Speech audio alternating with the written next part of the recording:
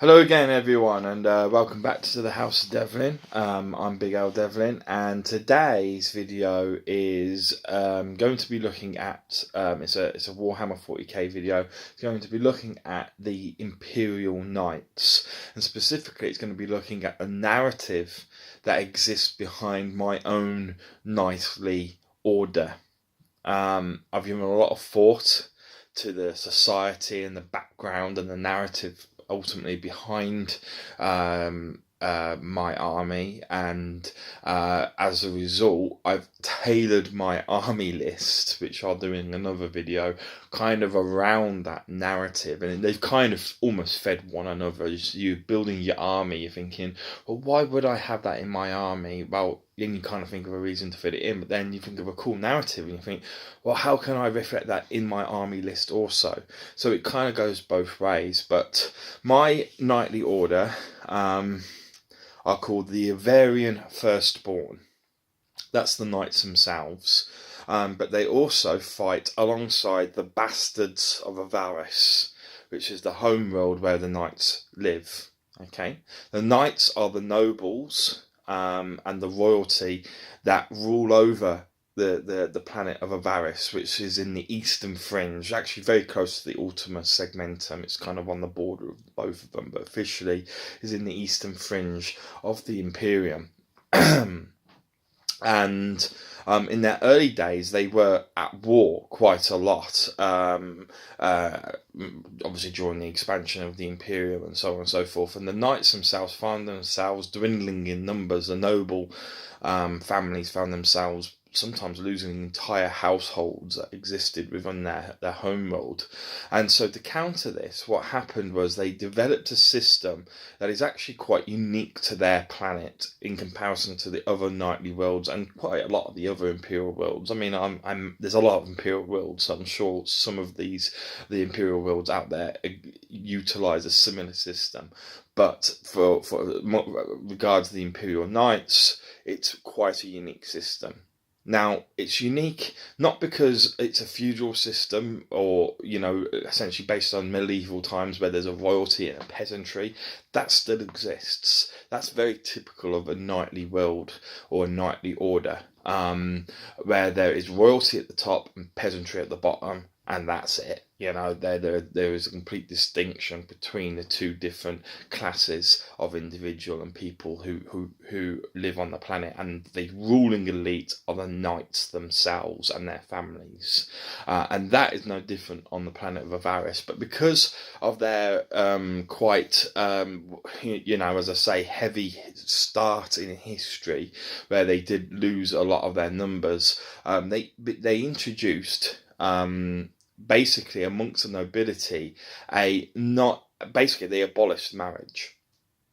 So they no longer married between the families, and instead allowed the members of nobility to copulate, ultimately to have sex and to breed with anyone of their choosing, and literally did not have to stay monogamous either. So they would have children off multiple other individuals, and as a result their numbers grew, because as you can imagine, especially the young male nobility, especially more than anyone else, really kind of used that and abused it as much as possible, and still do to this day. But there is complete gender equality on Avarrian. There is no distinction between female and male, regards rights, regards opportunities, or anything along these lines, and that applies both amongst the nobility and the peasantry.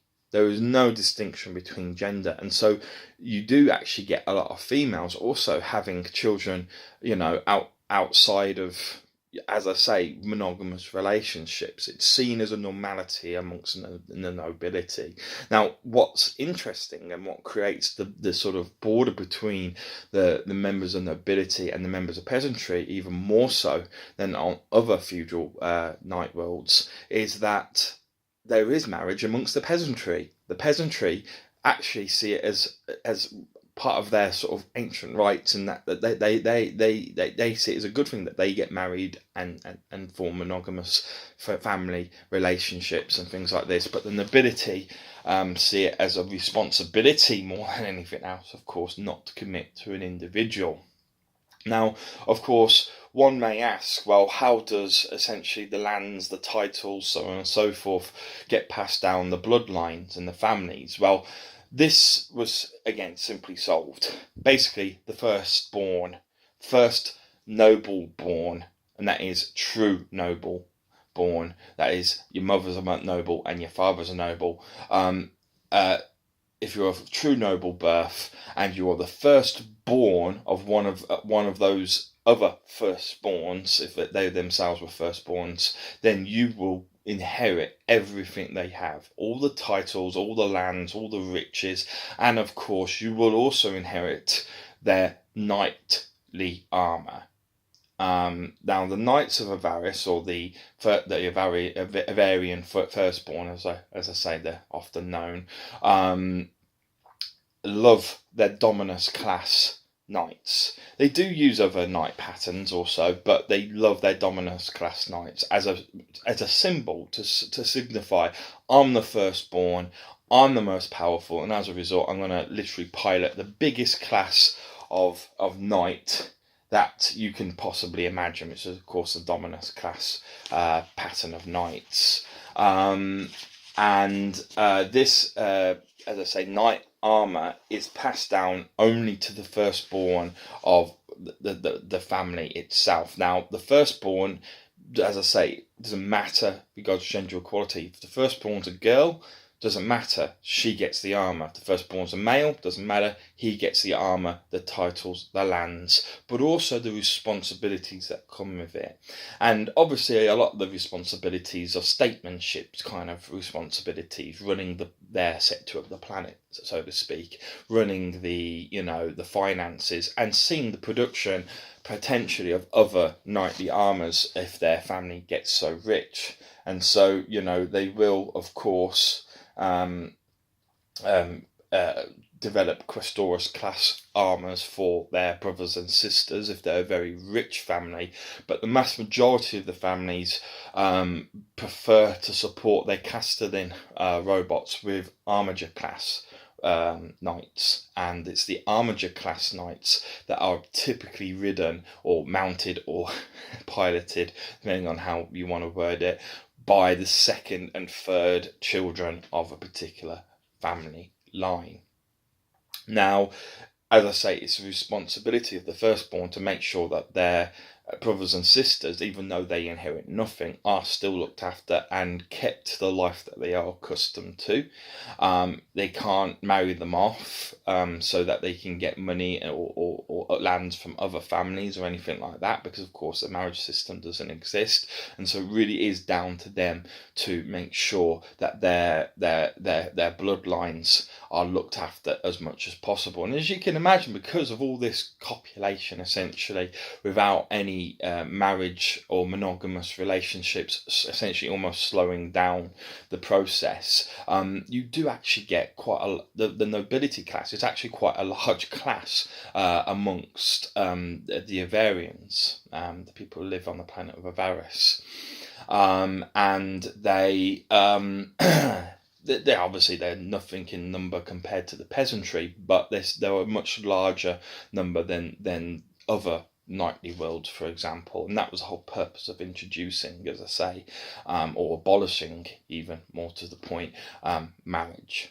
and non-monogamous relationships. Now, as I did say, and I hinted to before when I said that you've got the Avarrian firstborn, which are the knights that fight from Avaris, and they are the firstborns typically mounted in castellans, because that's their favoured choice of Dominus class knights, but they will ride in the other classes as well, but typically they'll ride in castellans, and they'll be supported by their younger brothers and sisters or cousins or things like this in armigers. Okay, now not only will they fight just as knights, but they actually fight with what I described before. I think I described before, alongside the bastards of Avarrian. Okay, or simply known as the bastards. Now, the bastards are actually a class of their own within the planet of Avarrian. They are the children who have been produced by the mixing of nobility and peasantry. Okay, because obviously, just like in every other knightly world, the knights, yes, are the nobles, and they rule and own everything. And they don't just own the land, they don't just own the buildings, they don't just own the produce that's produced from, farming and things like this. They also, in theory, own the people. The peasantry are the property of the nobility. Now, that doesn't make the peasantry slaves. Far from it. They're not slaves. They have the freedom to do whatever they want, providing they meet whatever demands are placed upon them. So if they're told to produce X amount of, X number of tons of wheat, as long as they produce that, then they can do whatever they want in their free time.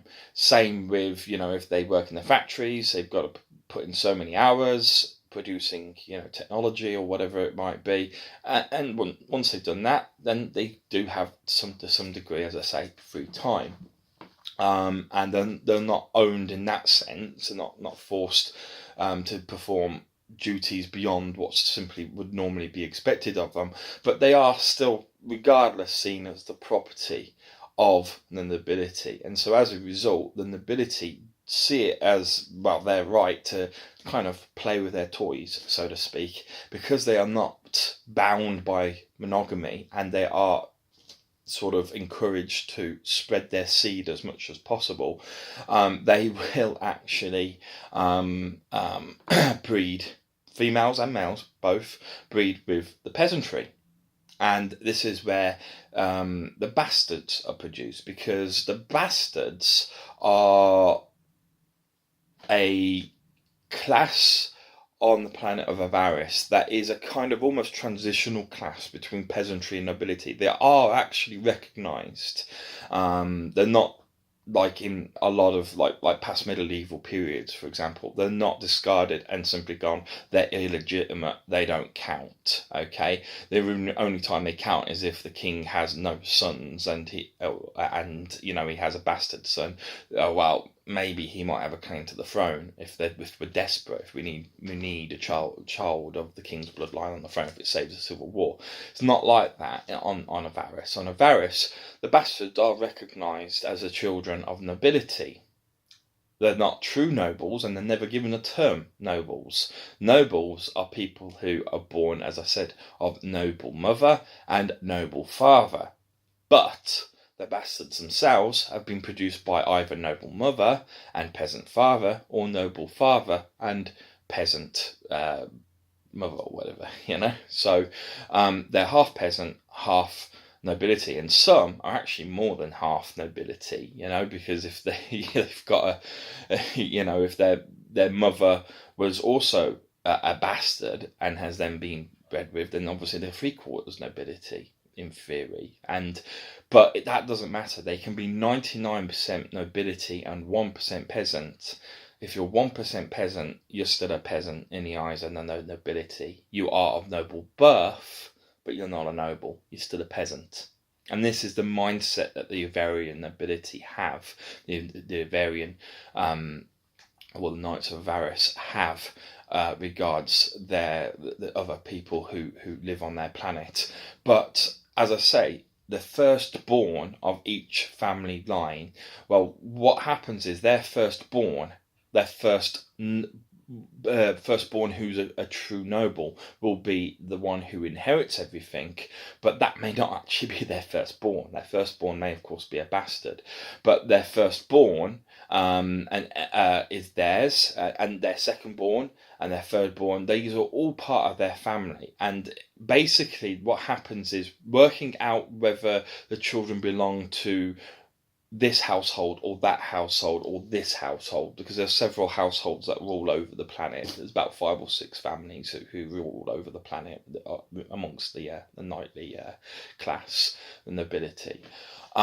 They basically, the children that are produced, because obviously it's not marriage, it's not like a woman marrying into the family of the man and then their children all belong to essentially the man's family, like it traditionally is.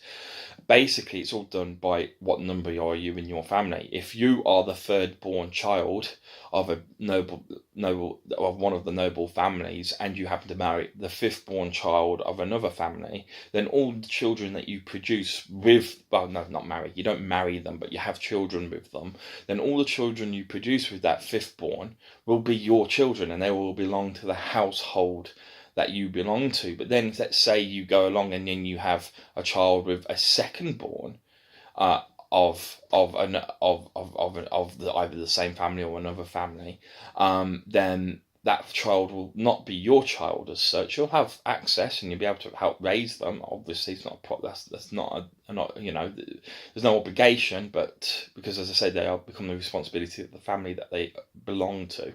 But they will be actually of the house who was a second born, and it'd be their responsibility to look after them ultimately. But you will, as the father or mother, have complete access and complete rights to help raise them.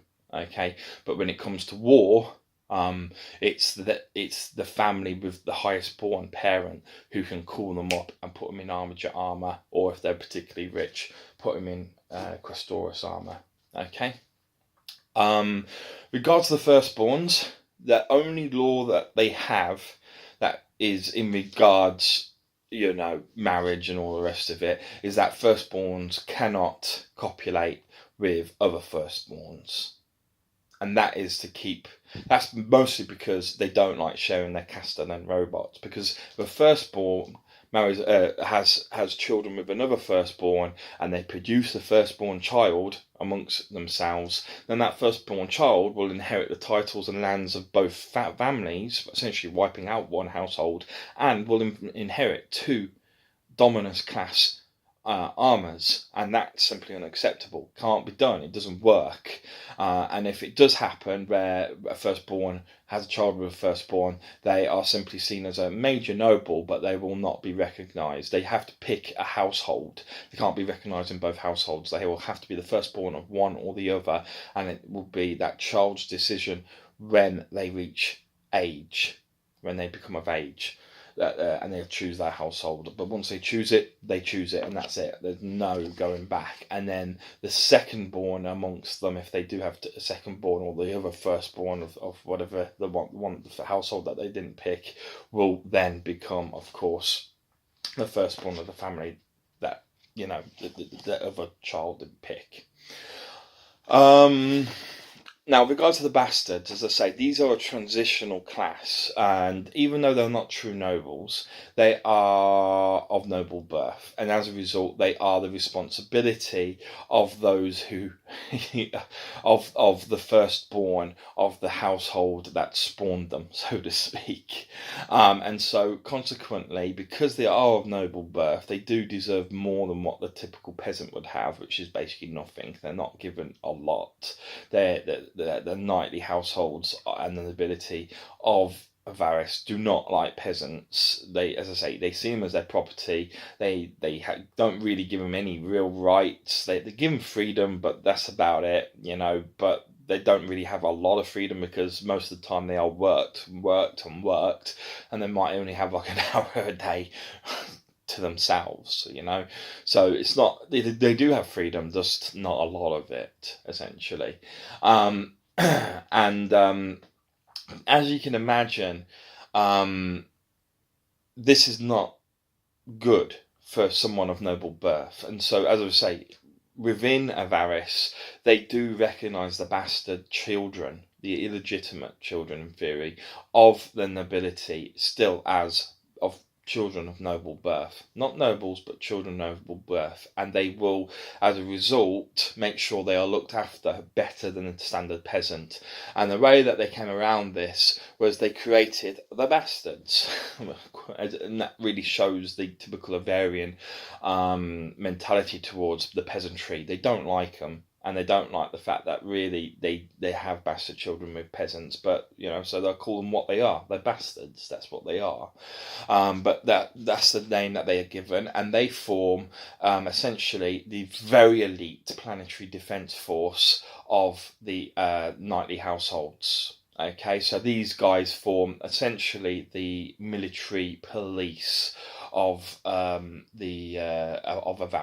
and when Avaris goes to war and the knights go to war, the households that are responsible for their own regiments of bastards will take the bastards there, or take a proportion with them to war, to act as essentially, as I say, a sort of screening force. Essentially, they will place them in front of their knights or near their knights, especially around the castellan, which is particularly vulnerable to melee assaults, for example.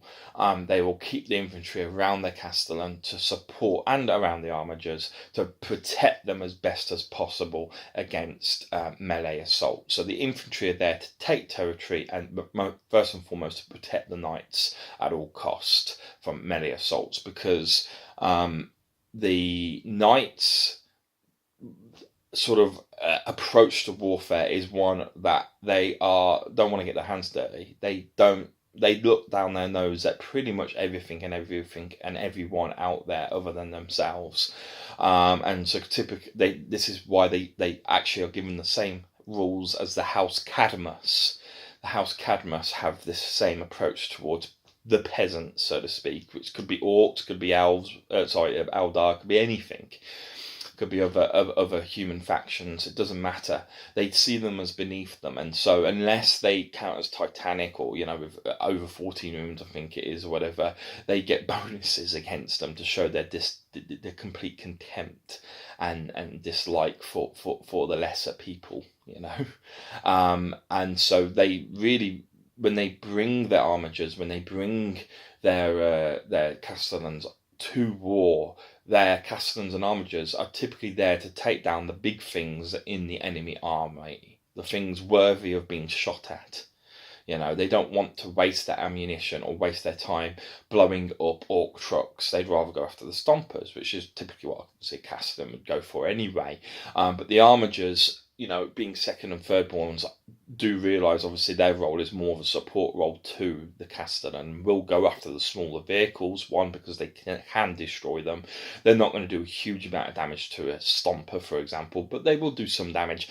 But as soon as any of the smaller vehicles and threats to the castellan are gone, they will start concentrating their fire on the bigger things. If the castellan hasn't already taken them down, they will rarely level their guns on enemy infantry. Only if the infantry pose a threat to them will they do so.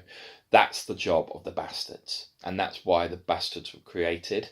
They were created to defend the knights and to do, again, the dirty work that the nobility simply don't want to do. But the bastards, regardless, are well looked after for peasants, or those of peasant and noble birth. But they still have peasant blood in them, so they are, as I say, still classified as peasants. But they are looked after quite heavily. They are given the very finest equipment, because it's quite technologically speaking, Avaris is a very advanced planet, very rich. And the division of wealth is very lopsided towards the knights. So the knights have plenty of money to give their favoured bastards lots of toys to play with. So they will give them, standard equipment, I suppose, for Imperial Guard. They'll give them lasguns, they'll give them flak armour, but they'll give them the highest training. And so typically I will field them as either stormtroopers or veterans to represent the fact that they've been given elite training and elite equipment. But I typically field them as veterans rather than stormtroopers, because stormtroopers,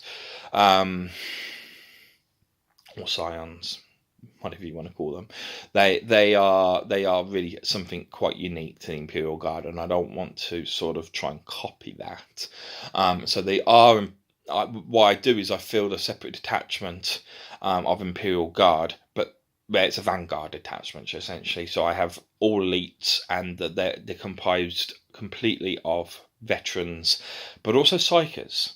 Okay, I have weird vein psychers, and I have astropaths amongst them. Also, one of the reasons is I just love the model. I love the concept behind these psychers, but also on top of that is knights themselves are mildly psychic. Not a lot. They don't have psychic abilities, they don't have psychic powers or psychic defenses, but they have to have some kind of psychic aspect to their genealogy to be able to interact with knightly armor. And so as a result, with so much knightly blood being spread around the planet and being intermingled, then basically every now and then you will get the odd peasant who's got, like, you know, they're a quarter peasant and 3/4 noble, then, or maybe even more so towards noble than this, that they actually inherit enough of the psychic genealogy that is essentially part of the noble class, and it will evolve them to the point where they become weird vein psychers, which are very weak psychers to represent the fact they're not inheriting strong psychic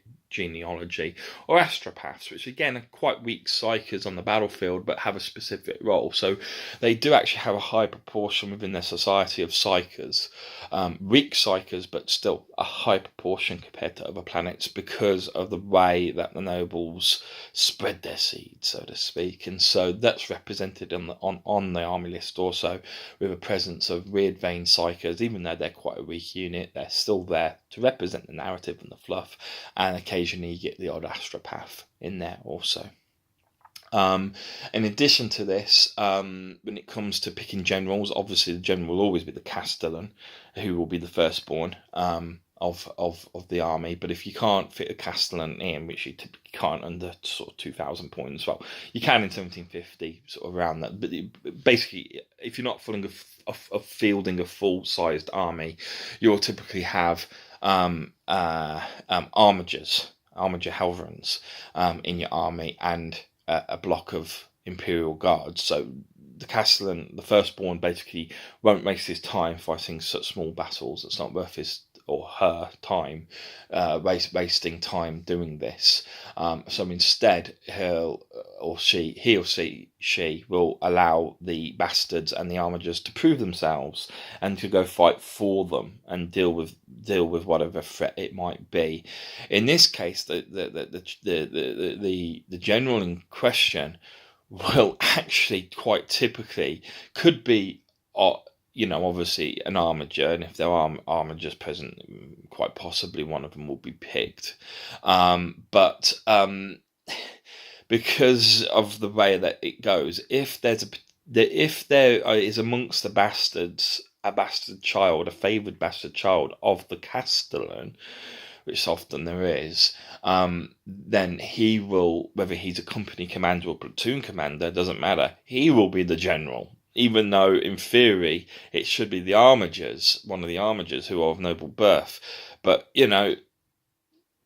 that's humanity for you, isn't it? They will often be stupid and pick perhaps one of the least qualified for being general. They will pick the least qualified for being general simply because, well, he's my blood and I want him to, earn some credit for himself, and stuff like that. So there is still, even though the peasant class and the noble class don't mix, apart from obviously when they're producing bastards, so we say, there is obviously still some love for their offspring if they do have them. From time to time, it's not always the case, but from time to time they will favour one of the bastards above their own brothers and sisters. And cousins and stuff like this, even though their brothers and sisters are full nobles and the bastard isn't a noble, is a noble birth, but not a noble. So really, that kind of really sums up pretty much what the army's narrative is. I will do an army list for you and explain why I've picked the army list for both 1,000 points and 2,000 points. Okay. The only last thing really to say in the narrative is when the firstborn inherits all the titles of their either father or mother, whoever was the firstborn, their father or mother, one of them would have been a firstborn. When they inherit their titles, their armor, their lands, their wealth, and as I say, their responsibilities, they also inherit a lot of titles. They don't just inherit the title Baron of this or Earl of this or whatever. They will also inherit a lot of lesser titles, and these lesser titles can be gifted to brothers and sisters, cousins, favourite cousins, so on and so forth, to basically give them a job to do, because they're nobles, as you can imagine. They're quite lazy. They're not lazy, they train a lot, but they have a lot of free time on their hands regardless, despite training a lot and, copulating a lot and all the rest all the rest of it.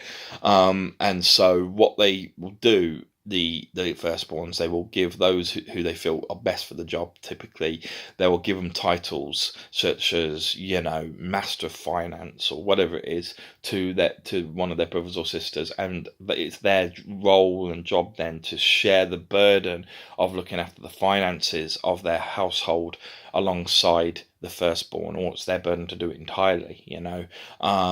Ultimately, the responsibility does lie with the firstborn, but that firstborn, if he gives you that title, you are expected to do it. If you don't do it, then they do have capital punishment. Let's put it that way, and they will use it if you're seen as not performing a good job, or they'll throw you in the dungeons for a short period of time.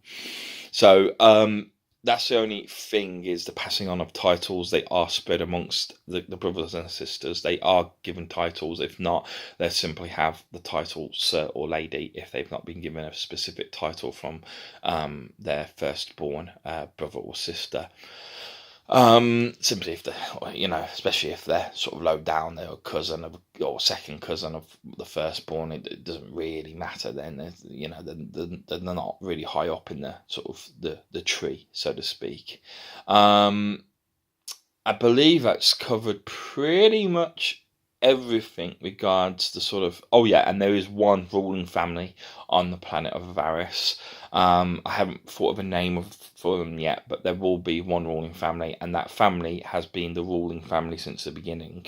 They were the ones who came up with the abolishment of marriage and stuff like this, alongside the other households that still existed at that point in time, but they restored the lost households. That there was 2 or 3 households that were completely wiped out, and what they did is they brought in their bastards to produce the households. Now they're quite poor households, and they're never looked on as quite as well as the other households that are of pure noble birth, but they still are regarded as households nonetheless, because they needed to replace their numbers. It was one of necessity. They simply either had to go, well, just not swallow their pride and go extinct and lose whatever the wars that they were involved in at the time, or swallow their pride, recover and flourish as they are doing so now. So that's the background, the narrative behind the